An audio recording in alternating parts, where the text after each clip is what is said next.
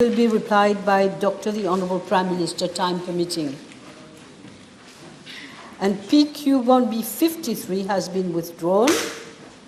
I will now therefore call the Honourable Third Member for Quartier Militaire and Local, Mr. Venkatasan. Thank you, Madam Speaker. B40. Madam Speaker, it has always been the practice before 2015 for the police to be represented either by the Attorney General's office in any court proceeding or the office of the DPP to undertake criminal proceedings before any court of law. That was always the case before 2015. It is only, I'm informed by the Commissioner of Police, that from August 2021 to November 2024, the former Commissioner of Police departed from usual practice and decided he will retain the services of 5 counsels and 1 attorney from a private practice in 8 cases, for an amount totaling 14,288,825 rupees and 30 cents. And the names are as follows, Madam Speaker. Mr. Amar Ozia, counsel, received 34,500 rupees, including of VAT. Mr. Desiree Bassett, senior counsel, 2,991,437 rupees and 50 cents, including of VAT. Mr. Rasley Risol, counsel, 86,250,000 rupees, again including of VAT. Mr. Ravi Raj Yerigadu, counsel, 603,750 rupees, inclusive of VAT.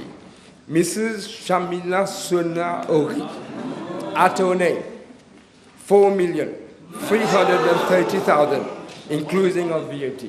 And 1 King's Counsel from the United Kingdom, 5,531,447 rupees and 50 cents, plus an amount of 721,440 rupees and 25 for his accommodation and air tickets. I should also say, Mr. Speaker, sir, and Madam Speaker, that previously, if ever, there was a counsel from the UK, especially for cases which go to the Privy Council afterwards, he was put up in the government bungalows at no cost. Why 721,000 rupees was spent here? I'm a bit puzzled, to say the least. Madam Speaker, sir, our country has a well-established democratic system with clear separation of powers between the executive, the judiciary, and the legislative. Institutions like the Attorney General's office and the Office of the Director of Public Prosecutions operate in full independence and have always been providing legal advice to the public sector, including the police, free of charge, absolutely free of charge, because this forms part of the professional duties. The practice of handling the services of private lawyers and bypassing the Attorney General's office and the office of the DPP by the former Commissioner of Police under the previous government, as I said, cost the taxpayer 14,288,825 rupees and 30 cents.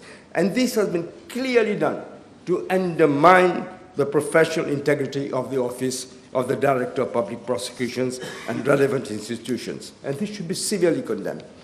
Madam Speaker, it is clear the previous government had a problem with the office with an independent Director of Public Prosecutions. Who can forget this unbelievable attempt trying to arrest the former DPP? He had to run away from his home. His wife had to pull the door because they were trying to force their way in to arrest him. And he had to go through a back door, go to a judge in chambers to get protection. This is what happened under the government of the MSM. This was unprecedented. It has never happened in any Commonwealth countries. Never happened. But you know, with the MSM, everything is possible. This is why I speak of Murphy's Law. What won't happen will happen. This is Murphy's Law. It was, in fact, to my mind, a much broader Machiavellian strategy to undermine the independence and integrity of our institutions with the sinister motive of exerting absolute control over them.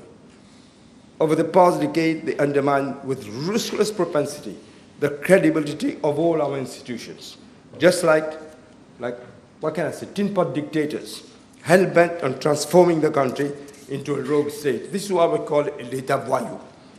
They planted the toadies in most of the important institutions of our country, and these toadies were the beck and call of the masters doing the bidding. Let me assure the House and the population at large that we will not condone such practices. Nobody on this side. The public expects some institutions, including the law enforcement agencies, to act in total independence, transparency, and remain accountable to restore the confidence of the people of this country in them and to the respect of the international community as well. Thank you. Thank you. Yes. Honourable third member for Grand B Poudre d'Or. Thank you, Madam Speaker. B41, please. Madam Speaker, indeed, it is abundantly clear that most statistics have been deliberately falsified in order to create an illusion of an economic boom in the country. This deliberate manipulation of the macroeconomic figures has severely damaged the credibility of our institutions responsible for collecting and disseminating statistics in the country. Madam Speaker, Moody's latest publication came out yesterday on the 16th, makes reference to this unprecedented practice. The House would recall that in June 2021, of the issue of economic and social indicators on the national accounts estimates published on the 28th of June 2021, that is 2 days later, that is on 30th of June, a revised issue of national account estimates was published. So between the two publications, the GDP growth figures was increased from 4.4% to 5.4%, a full 100 basis over just 2 days. This is evidence of manipulation. The previous chairman of the Statistics Board, a highly competent professional in the private sector, he was asked to manipulate the figures. He refused. He refused to be part of this falsification of the figures, and he said he would rather resign, which he did, but he refused to do it, and he should be applauded for this. After his resignation, Mr. Charles Cartier was appointed as chairperson of the Statistics Board on the 29th of November 2021, for a period of 3 years. He's just resigned on the 18th of November. Madam Speaker, the exercise we have carried out on the state of the economy has unearthed some of the most despicable falsehood that the previous government was propagating. We have already initiated action to repair the damage done by the previous government. Furthermore, we are envisaging a serious restructuring of Statistics Mauritius with a view to restoring its credibility and also its reputation and its independence. We must ensure that such blatant manipulation is not restored to by any government. And after setting up the inquiry, as for the setting up of the inquiry, I must say I'm looking at it very, very closely, because I think this might be the best way to prevent such a despicable practice. That is what I have to say. Thank you. Honourable First Member for Savannah and Black River. Thank you, Madam Speaker. B42. Madam Speaker, the House will recall that in 2007, mandatory social programs were introduced for projects under the Integrated Resort Scheme. These programs required developers to contribute 200,000 rupees per residential property sold in order to contribute for the social and economic upliftment of the neighboring community where the project is being implemented. In 2009, following the implementation of the corporate social responsibility, what we call CSR, IRS promoters were given the option to implement a CSR program, finance an approved NGO, or remit their contribution to the National Empowerment Foundation. In 2015, when the Property Development Scheme was introduced to replace the previous schemes, a social contribution of 200,000 rupees per residential unit until sold was maintained, However, Regulation 10.1 of the Economic Development Board, Regulations of 2015, required that the promoters use their contributions for the financing of social programs identified by social needs analysis carried out, unfortunately, by the promoters themselves for the neighboring community. But as from 20th of April 2024, Regulation 10 was amended to provide that the contribution of promoters to be credited to the National Resilience Fund. Mr. Speaker, sir, I'm informed by the Economic Development Board that since the introduction of the Property Development Scheme, 63 projects have been issued with a certificate, comprising 3,006 residential units, of which 1,093 have been sold. This represents a contribution of 218.6 million. I'm also informed by the Economic Development Board that as at date, out of the social contribution of 218.6 million, around 129.6 million have been spent on social projects by the promoters themselves. 9.7 million has been transferred to the National Resilience Fund. Therefore, unspent social contribution of around 20 million is not accounted for at this point. There is no clear indication of where the sum of 80 million. The Economic Development Board has been asked to look into it. Government is in the process of completely reviewing the operations of the Economic Development Board, and this will include the way the property development scheme have been implemented over the years. Yes. All right. Honourable fourth member for Rodrigues. Thank you, Madam Speaker. 1B43. Madam Speaker, I'm informed by the Acting Financial Secretary that the Rodrigues Airport project has 4 components, which is estimated to cost around $200 million. The project will be financed by a loan of $184 million from the World Bank and a grant of 15.7 million euros from the European Union.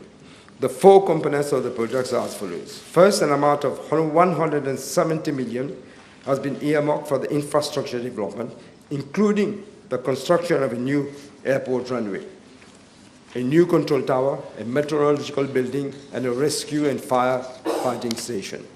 Second, $10 million for technical assistance to support the project implementation and aviation sector development. Third, another $10 million for technical assistance and small investments to support Rodrigues' sustainable integrated development with focus on access to water and food security. And finally, a fourth, $10 million for technical assistance for sustainable development of Rodrigues' tourism sector. Madam Speaker, regarding part A of the question, I think it's a long answer. I'm tabling the information requested by the noble member. As of date, no disbursement has been effected from the loan and the grant components. As for part B of the question, Madam Speaker, I'm informed that the draft tender documents was sent to the World Bank on the 30th of October 2024 for review. The World Bank has submitted its comments on the 15th of November 2024. Airports of Mauritius is presently working with GIB Mauritius, the project consultant, to amend the tender documents to reflect the comments of the bank. Once finalized, the document will be resubmitted to the World Bank for its considerations. Thereafter, Airports of Mauritius Limited would seek the approval of its board and subsequently of government prior to floating of tender for the construction works of the runway and other airport-related facilities. The tender is expected to be launched around January next year, with closing bids around April 2025. Contract would then be awarded, hopefully in July, with a work duration of 42 months as planned to start in October 2025. And the project is expected to be completed around April of 2029. Yes. Honourable second member for Flack and Bonaccueil. Thank you, Madam. 1B44. Madam Speaker, the former Speaker of the National Assembly was elected on the 18th of July 2024. he submitted his resignation on the 5th of October 2024. That is, one day after the dissolution of the National Assembly. During that period of 78 days, I must say I was surprised it's only 78 days, he did so much damage in 78 days. 78 days, he chaired 4 sittings of the National Assembly and undertook 3 official missions. A visit to the Lok Sabha, New Delhi, from 16th to 17th of August 2024. Then the 2024 Inter-Regional Seminar on the achievement of the Sustainable Development Goals for Parliaments of Developing Countries in China from 18th to 24th of August 2024. And third, a 10th Inter-Parliamentary Union Global Conference of Young Parliamentarians held in Armenia from 12th to 14th of September 2024. And as I said, Madam Speaker, Part B of the question, the total amount spent was 748,112 rupees for 3 missions in 78 days. Yes, the Honourable Third Member for Kati Military and Local. Thank you, Madam Speaker. B45, please. As regards Part A of the question, I'm informed by the Gambling Regulatory Authority that since 2019, the services of legal advisors retained by the authority and the fees paid to them are as follows. Mr. Ravi Yerigadu, from May 2019 to date, was paid 4,009,600 rupees, including a fixed retainer fee of 46,000 rupees monthly that he was going to get anyway. Secondly, Mrs. Saya Ragavavudu, from May 29th to date, was paid 1,447,825.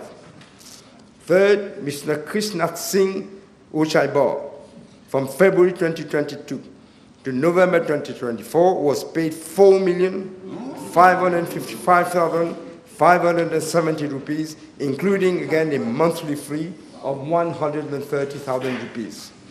I'm further informed that he was assigned the duties of head of the house, head of the horse racing division. God forbid I said head of the house. Head of the horse racing division on a temporary basis by the Gambling Regulatory Authority. In this capacity, he was also paid a total allowance of 2,339,992 rupees. That is since February 2022, which makes a total of 6,925,562 rupees. I'm also informed that he has resigned on the 10th of December 2024. Madam Speaker, with regard to Part B of the question, I'm informed that Mr. Kridiu Bikari, also known as Mr. Dave Bikari, former senior advisor at the Prime Minister's office, was a board member of the Gambling Regulatory Authority since the 13th of March 2015. He was also appointed Vice Chairperson of the Gambling Regulatory Authority from the 14th of January 2022. I'm further informed that Mr. Dave Bikari has resigned as a board member on the 12th of the Gambling Authority board on the 12th of November 2024.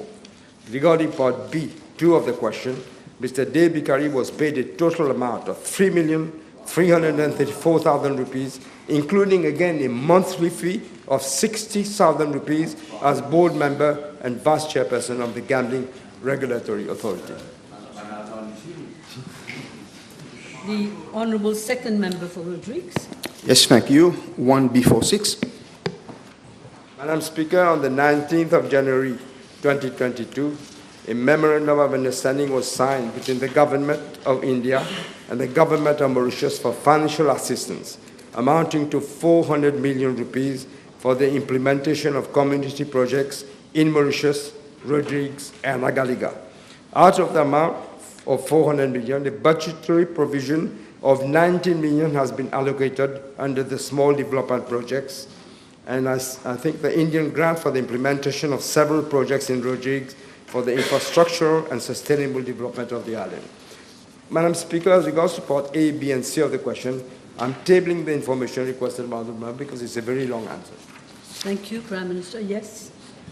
Yes, thank you, Madam Speaker. Madam Speaker, I'm thankful to the government of India and this small development project for Rodrigues and disaster risk reduction, renewable energy, and especially community development. And as we are in a cyclonic period and Rodrigues during the last cyclone Becky, 90 community and refugee centers out of only 33 were operational, and 10 of them has been removed from the list. My question is, will the Honourable Prime Minister, also responsible for finance, agreeable to further negotiate with India in extension of this Indian grant for Rodrigues in relation to community development, to upgrading, uplifting of additional community and refugee centers where, as Rodrigues is in a situation of reckless non-construction of not a single housing unit for potential vulnerable persons for the last few years? I'll certainly do that. I'm quite actually shocked by what you're saying, but I will certainly look into that. Thank you. Yes. Now we have the Honourable Fourth Member for Rodrigues. Madam Speaker, 1B47. Madam Speaker, I'm informed by the Airport Terminal Operations Limited that the area adjacent to the external doors of the domestic departure lounge for Rodrigues was not designed as a drop-off area. In fact, this area is of an extent of about 2,560 square meters, was designed for the use as a parking area with 44 slots, out of which 35 are rented to authorized tour operators.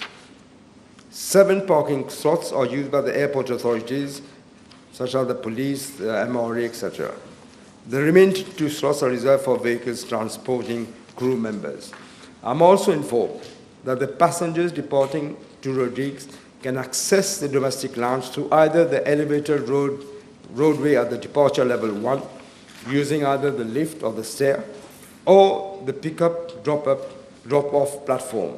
However, vehicles transporting individuals with disabilities are given direct access to the domestic lounge.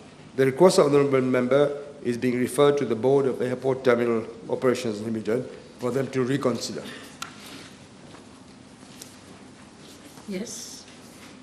The Honourable Third Member for Portwest South and Portwest Central. B48, please. Madam Speaker, I wish to inform the House that during the past 10 years, the Forensic Science Lab has been functioning in a very inefficient and ineffective manner. This has led to delays in the submission of FSL reports, which has impacted, of course, on the submission of case files to the Office of the Director of Public Prosecutions. The FSL has scientists who analyze evidence from scenes of crime, suspects and victims. They analyze DNA from fingerprints and also human remains and suspicious substances. It has therefore an essential role to play in evidence in the criminal investigations. The former director, who retired from the civil service in February 2023, was reappointed on contract for a period of 2 years. The contract was terminated from the 26th of November 2024, and it is the senior-most chief forensic scientist who has been assigned the duties of director. Madam Speaker, the House may wish to note that following several complaints from various institutions, undertook a project for revamping of the FSL in this respect. The support of a foreign expert was sought as director in October 2010. As soon as she assumed duty, she was systematically harassed, she was threatened, she claimed she thinks she was poisoned. The feeling of her security, she preferred to resign in October 2011. But she did tell me that the way this is being run, you won't get results. You will never get results. So, Madam Speaker, for the post of the director, the incumbent will have to be a high-caliber professional, preferably with international exposure in the field of forensic science, together with a combination of leadership and administrative skills. He or she will have to be assisted by a deputy director. With regard to part A of the question, I'm informed that the acting director that the total current staffing stands at 71, including 51 who are technical staff. Regards part B of the question, B1, the Acting Director of Forensic Science Lab has stated that from January 2022 to November 2024, out of a total of 44,710 cases referred to the Forensic Science Lab, 39,836 cases have been completed and 4,874 are still pending. With regards to part B2 and 3 of the question, I'm informed that 3,640 drug-related cases are still pending since December 2023, and 500 samples are waiting DNA analysis since August of this year. Madam Speaker, it is clear that we need to ensure that the institution is restructured to restore its credibility and professionalism as an independent one, forming an integral part of the criminal justice system. Thank you. Yes, Doctor, I have 5 minutes left for this PMQT. Please.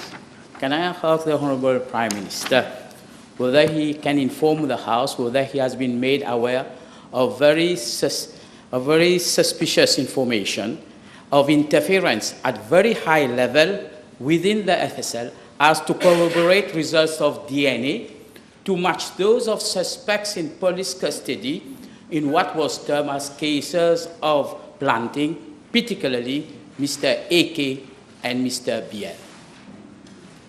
I heard about this from people saying this, but we're going to have to look into this if that is so. That is a very, very grave accusation, if that is actually what happened. And, but if you see what I was telling you about this lady who I got from Staffordshire University, from a Mauritian, Dr. Ram Gopal, who didn't take any fees from us, as far as I remember. He wanted to help Mauritius, and he advised that we take this lady, Mrs. McLean, who came as director of FSL. From what she told me, I'm not surprised that this could have well have happened, but we're going to investigate it. Yes. Honourable Second Member for Rivière des Anguilles, Souillac. Speaker, question B49, please. Thank you. Madam Speaker, with regard to part A of the question, I'm informed by the Bank of Mauritius that over the period December 2014 to November 2024, the bank intervened in the domestic forex market on 142 occasions. Concerning part B of the question, over the same period, the Bank of Mauritius has injected a total of $3.6 billion in the forex market. As regards to part B1 of the question, the injection of foreign currencies was effected through the use of the official foreign currency reserves at the Bank of Mauritius. In other words, they depleted the reserves. Madam Speaker, as regards part B2 of the question, one of the priorities of this government is to have a stable rupee and an adequate supply of foreign currencies in the market. The Bank of Mauritius is monitoring the situation on the domestic foreign exchange market closely, and I'm informed that it has already started to implement several measures to address the persisting distortions prevailing in the forex market in order to ensure adequate supply of foreign currencies. I have just 2 minutes left. We can have a try. Honourable Third Member for Grand Bay Poudre d'Or. B50, please. Madam Speaker, as indicated in the State of the Economy document, which I laid on the table of the National Assembly on the 10th of December, public sector growth debt stood at 559.1 billion rupees. At the end of June 2024, this represents 23.4% of GDP. It has, of course, increased after that. This is well above the statutory debt ceiling of 80% of GDP, which the government, the previous government, had itself set out in the Public Debt Management Act, which I must say, itself is too high. 80% is too high. It used to be 60%, but nobody paid any attention to it. At the end of 2014, when I left government, it was actually 59.5% of GDP. So they inherited the public debt situation, which was fully sustainable, under 60%. Now they have turned out to be one of the worst now in these several decades. On the basis of the state of public finances inherited from the previous government, first, the borrowing requirements of government during financial year 2024-2025 is estimated to be around 59.6 billion rupees, compared to the budget estimate, which was 38 billion. That is, it is higher by some 21.6 billion rupees.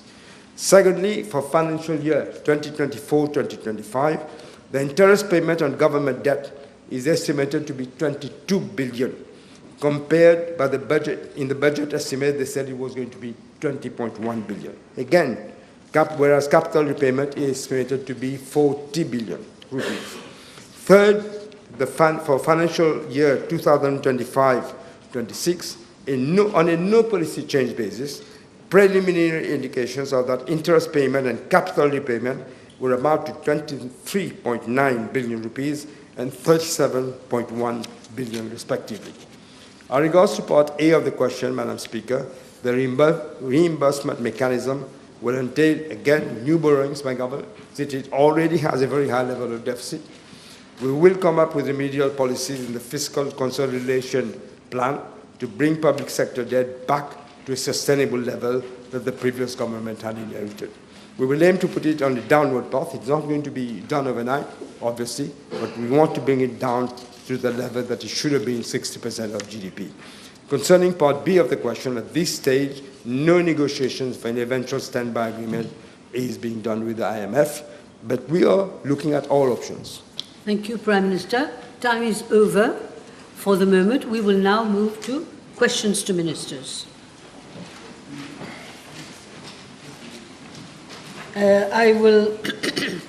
I'm announcing that PQ1B73 has been withdrawn. I think I have announced already 1B54 and 59 have also been withdrawn. So I will now call on the Honourable Second Member for Rodrigues. Thank you. 1B55. Thank you very much, Honourable Second Member for Rodrigues. Madam Speaker, I'm informed by the National Plant Protection Office of my ministry that no phytosanitary certificate has been issued from 2022 to date for the exportation of sandalwood from Rodrigues. As for the forestry service of my ministry, I'm informed that to date no sandalwood has been imported from Rodrigues. However, Madam Speaker, the Forestry Service has indicated that on the 28th April 2024, it received an application from Timber Touch Limited, a private company, for registration as a dealer in sandalwood. An acknowledgement certificate was issued on the 12th September 2024.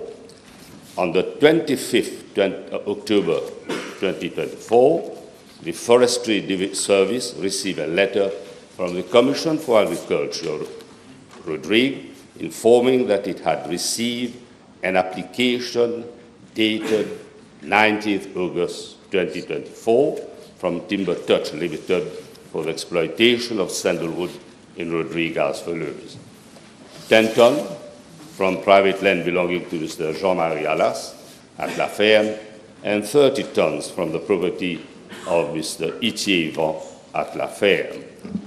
On the 26th November 2024, the Forestry Service informed the Commission that it has no objection to the application provided, 1, the sandalwood has been legally purchased from private lands and subject to the recommendation of the Commission of Agriculture. 2, the company shall have to submit shipping documents to the Forestry Service once the transportation is effected. 3rd, the clearance is only for transfer to Mauritius and is valid for single use until 30th January 2025. The Commission of Agriculture has informed that as at date, No approval to that effect has been issued. Sandalwood has therefore not been exported to Mauritius. Madam Speaker, the Commission of Agriculture has informed that the police in Rodrigues is conducting an inquiry to investigate possible infringement in the matter regarding the source of the timber. I have therefore requested the Conservator of Forests to investigate into the matter to identify weaknesses, loopholes in the process or procedure with a view to further strengthening control and ensure the proper management of Sandalwood in Rodrigues. Thank you. You have a supplementary? Yes? Yeah. Thank you. Thank the Honourable Minister for his answer. In light of the answer given, will the Honourable Minister agreeable to see to it to amend the GN 238 of 2024 with regards to Rodrigues? Following your answers. I will certainly look into it and ask the State Law Office, if needs be, to do the needful. Thank you, Minister. Yes? The Honourable Second Member for Rivière des Anguilles, Souillac. Madam the Speaker, question B56, please. Madame la Présidente, le sud de l'île Maurice dépend actuellement principalement des prélèvements d'eau fluviale et du pompage des eaux souterraines, les principales sources étant les stations de traitement des eaux de Rivière-du-Poste et de Mont-Blanc. Il n'existe pas de réservoir de retenue majeur dans cette partie de l'île, ce qui pose des problèmes de sécurité hydrique, en particulier pendant les saisons sèches et les pressions du changement climatique. La construction du barrage de la rivière des Anguilles a été recommandée dans le rapport d'étude de faisabilité du projet d'approvisionnement en eau du sud de l'île Maurice en mai 2009. L'étude avait également identifié l'emplacement du barrage. Je suis informé que des études géologiques et géotechniques, y compris une conception préliminaire, ont été réalisées dans le cadre de la phase 2 de l'étude. Le projet de barrage de la rivière des Anguilles a été conçu pour répondre aux demandes en eau potable et d'irrigation jusqu'à 2050 et desservira les régions de Grand Port, de Savane et la côte sud-ouest. Le projet est mis en œuvre de manière intégrée et comprendra la construction d'un barrage, d'une station de traitement des eaux, d'une mini-centrale hydroélectrique, et le projet intégré sera financé par un consortium composé de la Banque arabe pour le développement économique en Afrique, du Fonds saoudien pour le développement et du Fonds d'Abu Dhabi pour le développement. Madame la Présidente, je suis informé aussi qu'un exercice de préqualification pour la construction du barrage de la rivière des Anguilles a été lancé le 21 février de cette année-ci, 2024, sous l'égide du CBP. À la date de clôture, le 3 avril 2024, 9 candidats avaient soumis des propositions. À la suite d'un exercice d'évaluation mené par le CBP, le ministère a été informé que 8 entreprises avaient été présélectionnées. Il convient de noter que, conformément aux accords présignés avec les organismes de financement, leur non-objection préalable à un exercice d'évaluation et des soumissionnaires présélectionnés est nécessaire avant de procéder au processus de notification aux soumissionnaires présélectionnés conformément à la loi sur le Public Procurement Act. La procédure d'appel d'offres est toujours en cours et les travaux de construction du barrage de la rivière des Anguilles n'ont pas encore commencé. Par conséquent, en réponse à la partie A de la question, aucun déboursement n'a été effectué pour la construction de ce barrage. Madame la Présidente, en ce qui concerne la partie B de la question, je suis informé qu'une fois les organismes de financement auront fait part de leur non-objection à la liste restreinte de soumissionnaires établie, l'appel d'offres pour la désignation d'un entrepreneur de travaux sera lancé par le CPB. Les documents d'appel d'offres sont actuellement en cours de finalisation par les consultants et seront examinés par le CBB avant leur lancement.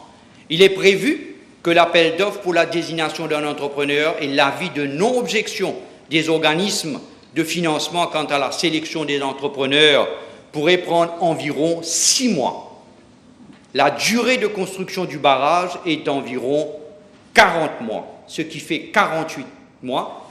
Ce sera presque à la fin de notre mandat. Merci, Madame la Présidente. Merci, Monsieur le Ministre. The Honourable Third Member for Montagne Blanche and Grand River South East. Thank you, Madam Speaker. 1B57.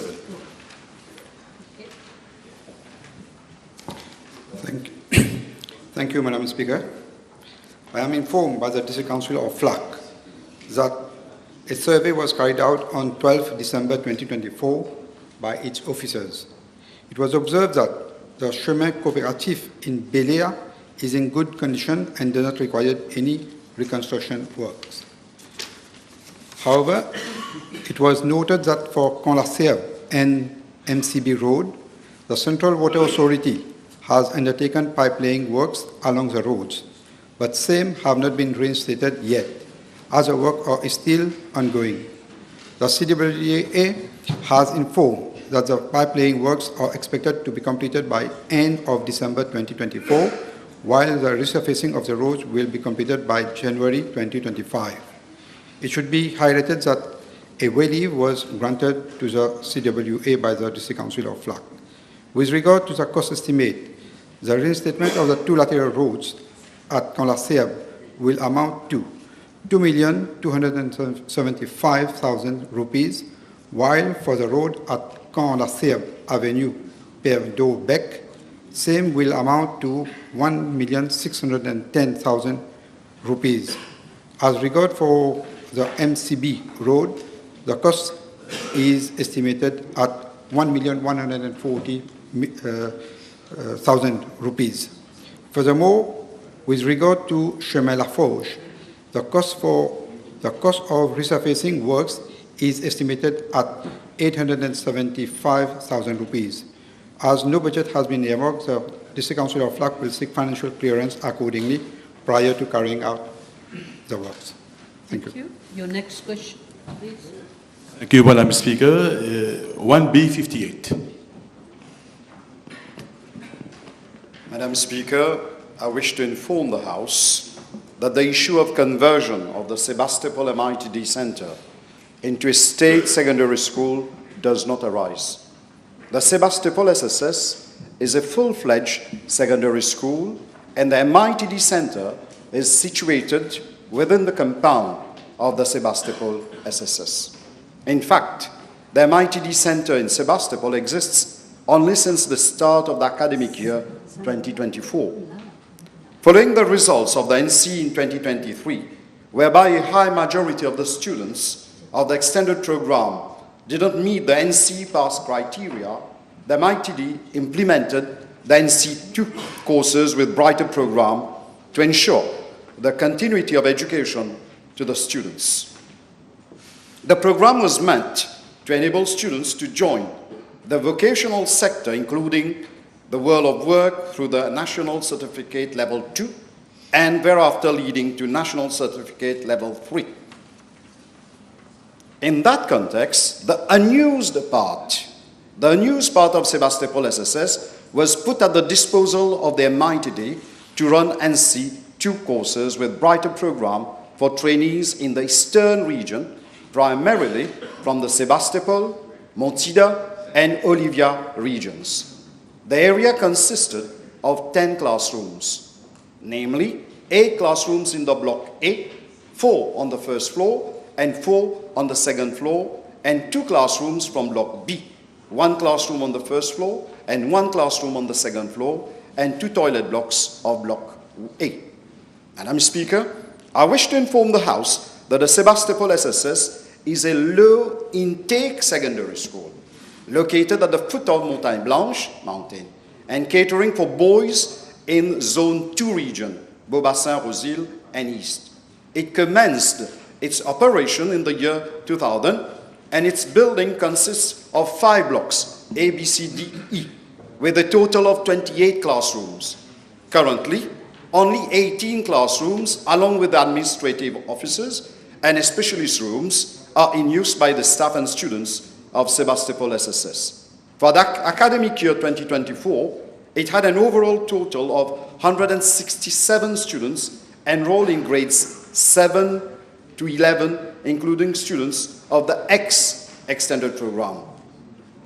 I am also informed that the school population at Sebastopol SSS has been decreasing constantly over the past years. There is only one section of each grade, and there has been no intake at grade 12 level since 2019.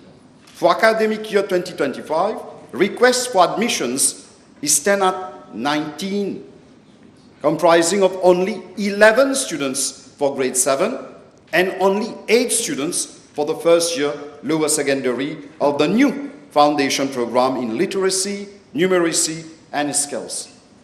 Madam Speaker, I'm also informed that the MITD invested some 2.47 million in its center at Sebastopol SSS in terms of upgrading works, procurement of training, and IT equipment and acquisition of furniture. The activities of the MITD and the secondary school at the Sebastopol SSS building are well separated, including different break periods. All arrangements are in place so that there are no conflicting activities and both institutions operate in harmony. Madam Speaker, the Sebastopol SSS will continue to remain a full-fledged secondary school to serve the academic needs of students in its surrounding areas and support equitable access to education for students in its vicinity, fulfilling the government's mandate to provide quality education without discrimination based on foundational performance. The institution already has the required infrastructure, including well-equipped laboratories, classrooms, and other facilities to deliver academic training aligned with national educational goals. However, the shared infrastructure with the MITD will continue to coexist to ensure learners in the neighboring regions are given fair treatment in terms of access to vocational studies and training, which is a fundamental pathway to education and skills development. I wish here to inform the House that similar arrangements already exist at La Golette SSS. Madam Speaker, I also wish to inform the House that currently there are 2 state schools to cater for the need of education of girls at secondary level in Zone 2, namely Quartier Militaire SSS and Bel Air SSS. Madam Speaker, my ministry has the portfolios for education, human resource, training and skills development. There is a need for a holistic approach and better linkages and synergies among the various partners to provide a wide array of services to our diversified learners for them to grow into productive and resilient citizens.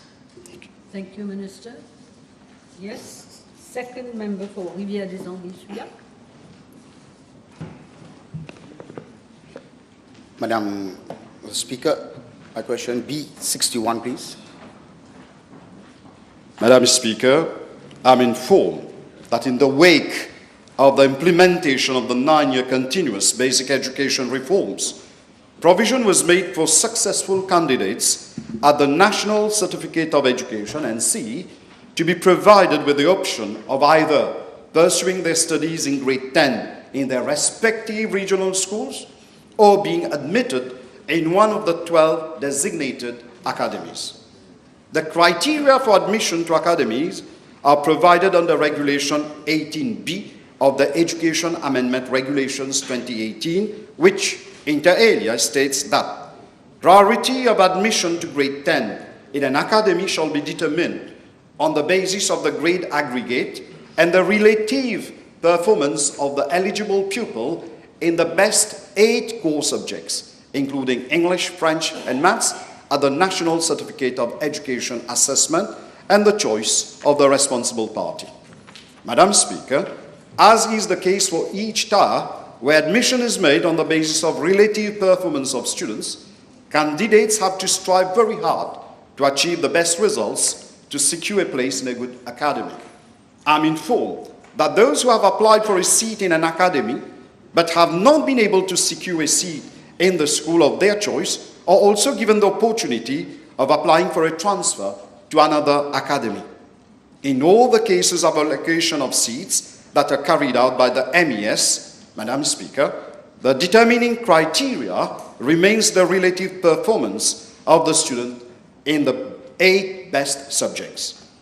Madam Speaker, I'm informed that the yearly intake in grade 10 in the 12 academies for the academic years 2021-2022, 2023-2024, and 2025 for boys and girls are as follows.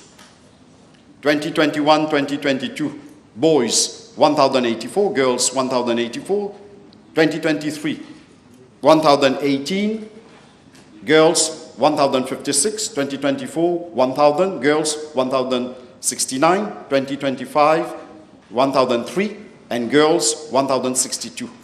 As regards the regional schools, I am informed that the yearly intake in grade 10 for the Republic of Mauritius for the academic years 2021-22, 23, 24, and 25 for boys and girls are as follows.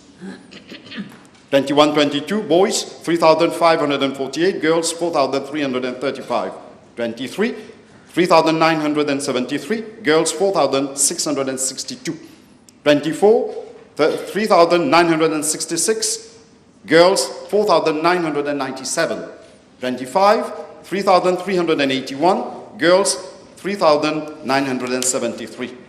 Madam Speaker, with your permission, I'm tabling the statistics for the yearly intake of boys and girls in grade 10 for both academies and regional schools. Madam Speaker, we espouse the philosophy that higher ability students should be provided with ample opportunities to unleash their full potential and develop their talents. However, no structured survey has been carried out over the years to assess the degree to which academies have been able to achieve the initial purpose of operating as centers of excellence.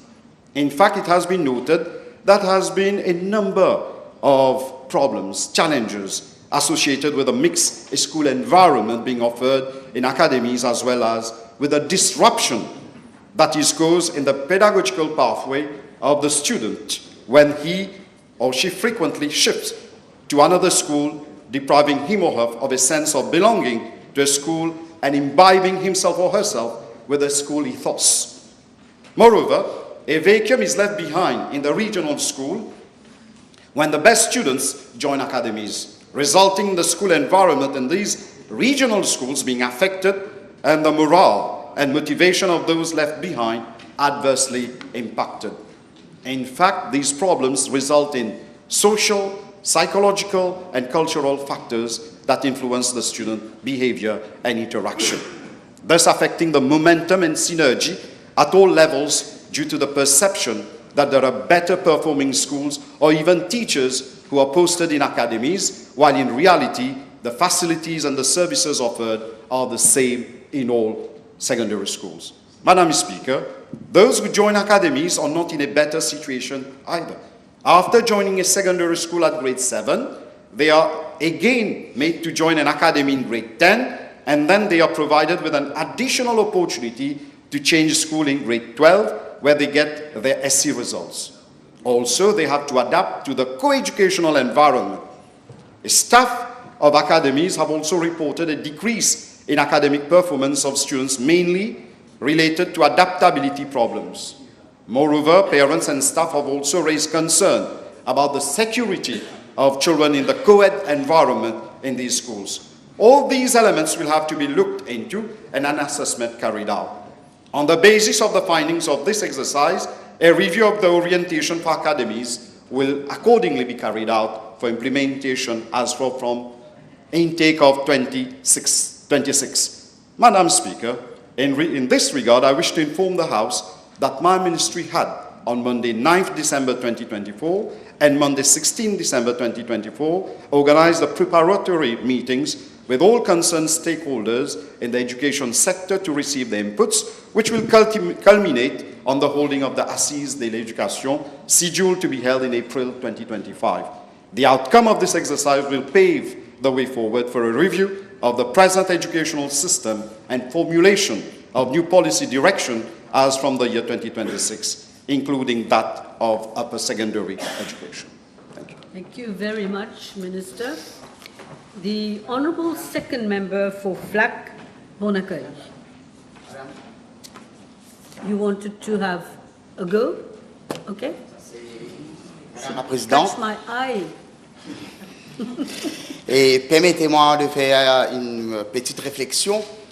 Et never in the history of this country so much harm has been done in so less time. Honourable Member, you are putting a question or making a statement? Before putting my question, I just want to make a small statement. Being from the educational sector myself, No, I am sorry. I will not be able to allow you, because if I do this, I will be setting a precedent and everybody will want to make a statement. I can understand. I'm the one who does, I don't speak, so I also listened, because it's a very interesting subject, of course. Please put a question. No okay, statement. thank you. So after so much harm has been done to the school community, can the Honourable Minister tell this House and the population at large whether a proper study was carried out prior to the implementation of such a project by the so-called pedagogue? Thank you. Thank you, Honourable Member. Definitely, this government is going to repair, to make amends for all the harm that has been done to the children of this republic. Rest assured, this government will take into consideration the views, the opinions of all stakeholders before deciding the way forward. There's a member who's very good at catching my eye. Mr. Francois.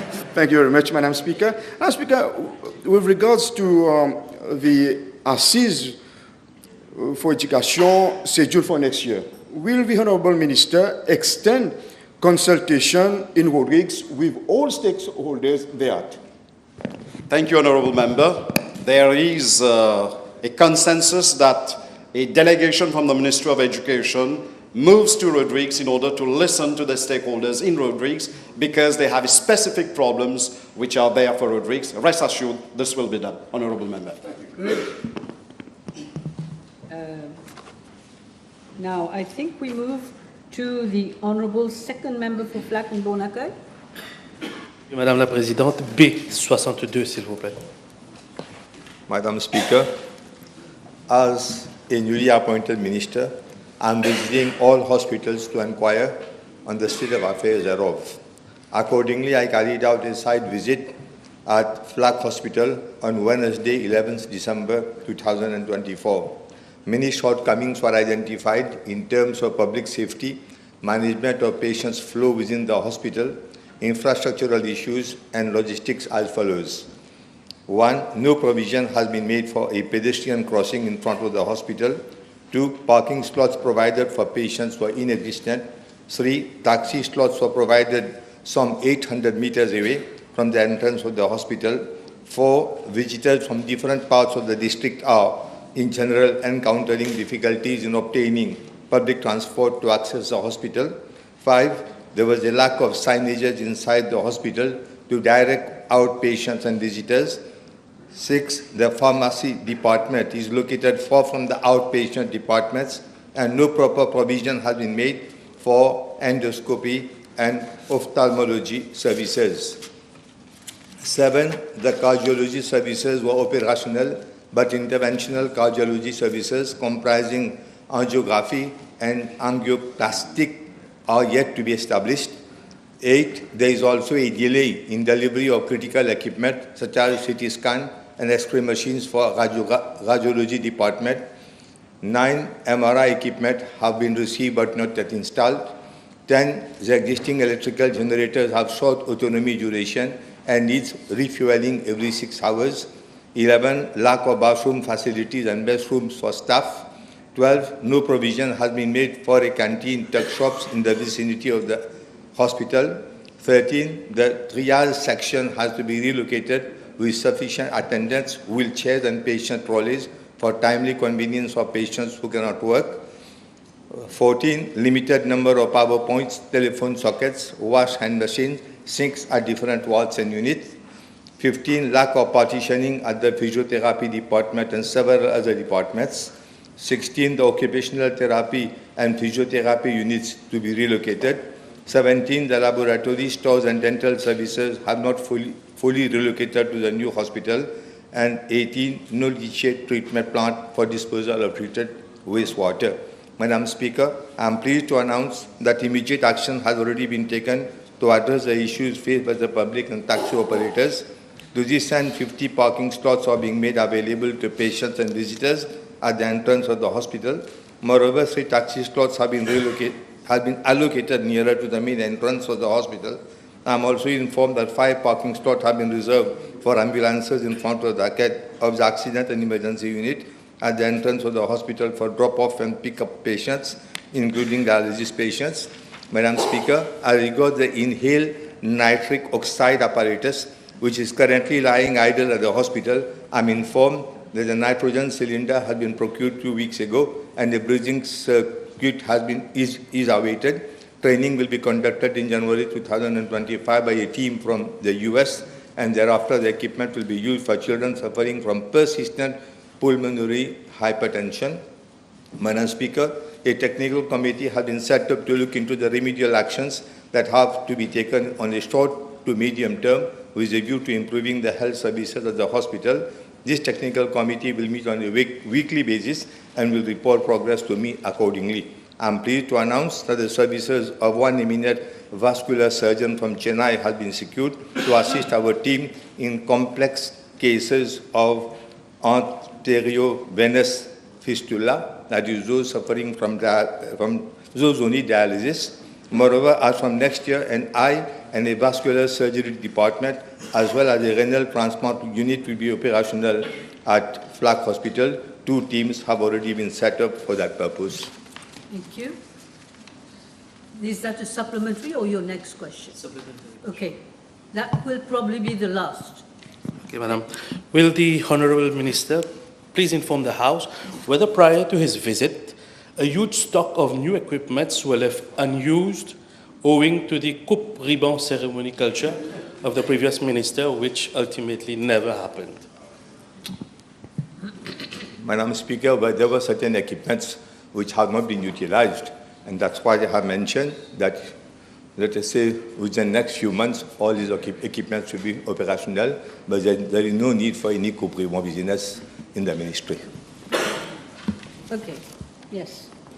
Thank you, Madam Speaker. May I humbly suggest the Honourable Minister to even consider among the 14 measures that you will be implementing, maybe we could suggest to move the Medical Superintendent Office and administrative cadres that have contact with the public to lower floors for ease of services. Thank you. I'll look into it, Madam. Yes, Dr. Mia. Last question. Thank you, Madam Speaker. May I ask the Honourable Minister, having paid a visit to the hospital only last week, whether there could be an improved signage system within the hospital which will help both patients and visitors, because going there with huge corridors and so many wards and departments, you can get lost very easily. Thank you. I have mentioned that in the statement that we'll be having signages. Thank you very much. I think we can break. We can break for 1 hour and a half. We'll be back at 2:30.